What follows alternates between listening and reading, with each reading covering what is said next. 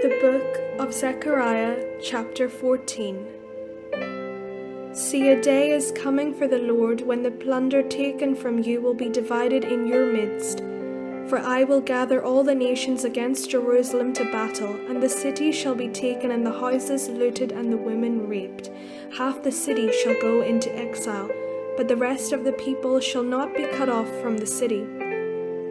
Then the Lord will go forth and fight against those nations, as when he fights on a day of battle.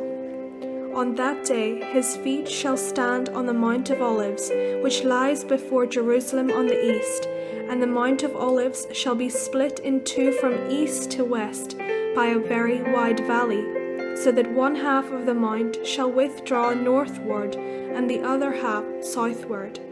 And you shall flee by the valley of the Lord's mountain, for the valley between the mountains shall reach to Azal, and you shall flee as you fled from the earthquake in the days of King Uzziah of Judah. Then the Lord my God will come, and all the holy ones with him.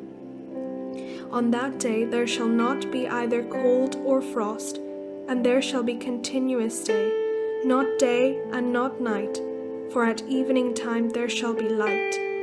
On that day living waters shall flow out from Jerusalem, half of them to the eastern sea, and half of them to the western sea.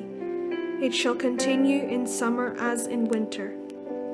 And the Lord will become king over all the earth. On that day the Lord will be one, and his name one. The whole land shall be turned into a plain from Jebah to Rimmon, south of Jerusalem.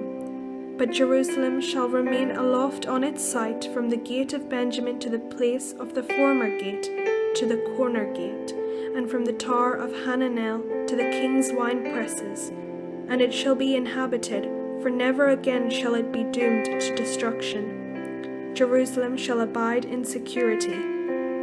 This shall be the plague with which the Lord will strike all the peoples that wage war against Jerusalem. Their flesh shall rot while they are still on their feet. Their eyes shall rot in their sockets, and their tongues shall rot in their mouths. On that day a great panic from the Lord shall fall on them, so that each will seize the hand of a neighbor, and the hand of the one will be raised against the hand of the other.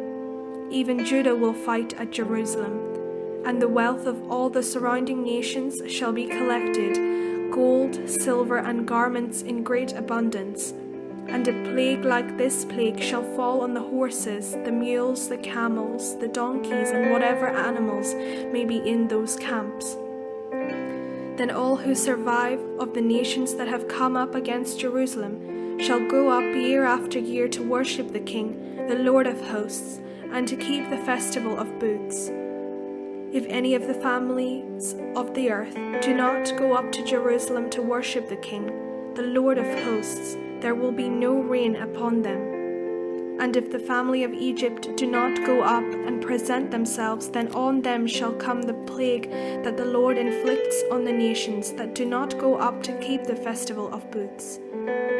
Such shall be the punishment of Egypt, and the punishment of all the nations that do not go up to keep the festival of booths.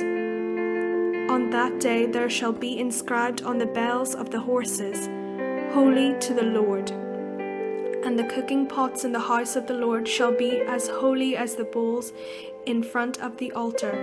And every cooking pot in Jerusalem and Judah shall be sacred to the Lord of hosts, so that all who sacrifice may come and use them to boil the flesh of sacrifice. And there shall no longer be traders in the house of the Lord of hosts on that day.